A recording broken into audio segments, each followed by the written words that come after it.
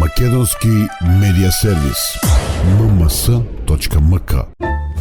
Моја општина. Многу децибели, рок музика, тешка бајкерска опрема и мотоцикли вредни колку еден модерен джип во полна опрема доминираа во првата недела од јуни во широкиот парк во Свети Николе, каде се одржуваше 6-тиот бајкерски собир.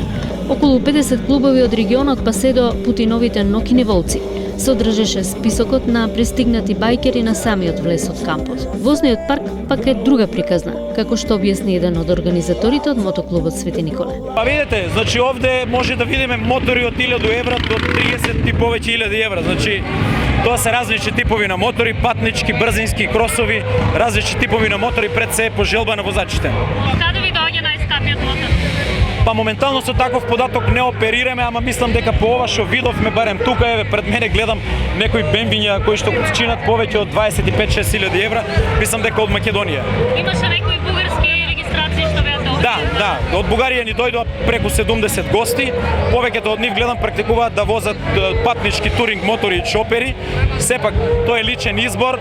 Најскапиот мотор е оној мотор што највеќе го сакате, значи финансиите во овој љубов и не се толку битни. Во кампот подигнат за 2 дена на мотособирот имаше простор за многу дружење, стари и нови пријателства. Скопјанецот Лазар, кој е по потекло од Свети Николе, вели дека како бајкер секаде има пријатели. Дури и неодамна на пат за Загреб, кога му се расипал автомобилот, на помош му пристигнале бајкерите од Белград. Аз се видат на пат, секогаш се прави да помогнат, да се дружат, да излегуваат, да се шетат, да се соберат на вакви собори. Не е само овој собор тука у Свети Николе. Значи у Македонија има многу клубови, има и многу собири. Секој клуб си има свој собир и тоа да бидат не еден со друг заедно многу, него се распоредени. Да целото лето, дури и зимски журки се прават. На 3000 бајкери се најдоа на Свети Николската моторијада, која е само уште една прилика да се дружат љубителите на брзините. Во една од српско-македонските групи на бајкери прашавме што се треба да поседува еден бајкер за да влезе во друштвото. Многу манекени. Не е само да се нашминкаш. Има многу манекени, не е само да се облечеш и да се нашминкаш. Треба да живееш за тоа. Последната пара да ти оди за тоа. Се да биде добро, да се испочитува другарот. А некои мислат само да се облечат, да купат добар мотор и мислат дека со тоа завршиле се. Не е тоа бајкер.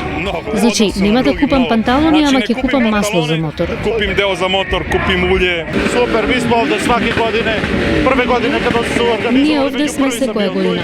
Бевме ги првата година кога се организираше моторијадата. Се дружиме со сите, со бајкерите од Свети Николе, мечките од Куманово, но мислам дека овој собир е еден од најдобрите и најак во регионот. Ali ja mislim da je ovo jedan od među jači i bolji skupovi u regionu. Моторијадата е особено популарен настан за светиниколчани и жителите од регионот. Се чини дека градот живее за мотодефилето кое го чинат не само учесниците на моторијадата паркирани во кампот, туку низ Свети Николе дефилираа мали и големи мотоцикли на домакините, кои оваа година не пропуштаа да бидат дел од дефилето. Овој настан е особено важен и за општината која го поддржува и поради фактот дека градот тие 2 дена е во центарот на вниманието. Мене ми е чест што по 6-ти пат Свети Николе е домакин на ваков настан, значи интернационален мотособир, секако во организација на мотоклубот Свети Николе. Јас морам прво да се заблагодарам на нивниот ангажман за целата оваа организација стојат тие, меѓутоа можам слободно да кажам и локалната самоуправа, јавното комунално предпријатие Комуналец, кој е врз основа на добра организација, цел овој настан, ја мислам дека треба да помине во најдобар ред.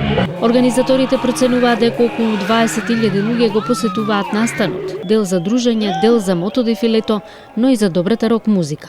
Главна звезда на годинашнава моторијада беше српската рок група Кербер, која по 20 години пауза повторно се враќа со настапите во Македонија. Пејачот Горан Шепагале вели дека тоа што ги нема на настапите во Македонија е работа на менаџерите, но групата во Србија и регионот е особено активна и подготвува нов материјал.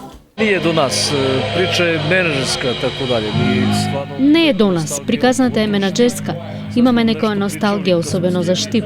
Пред 30 на години имавме концерт во Штип, немаше клавиатури, добивме пијано и тоа се претвори во концерт што го паметат и овие момци што сега свират. И постојано го прашуваме менаџерот, зошто не свириме во Штип?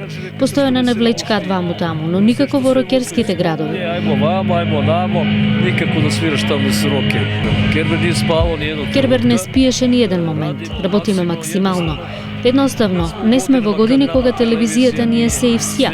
Не следат по социјалните мрежи. Концертите ни се полни, многу свириме. Puno sviramo. Со настапот на Кербер заврши уште една матуријада на една од светениковските висини каде се славеше бајкерството, која е многу повеќе од силни децибели, прашина и брзина.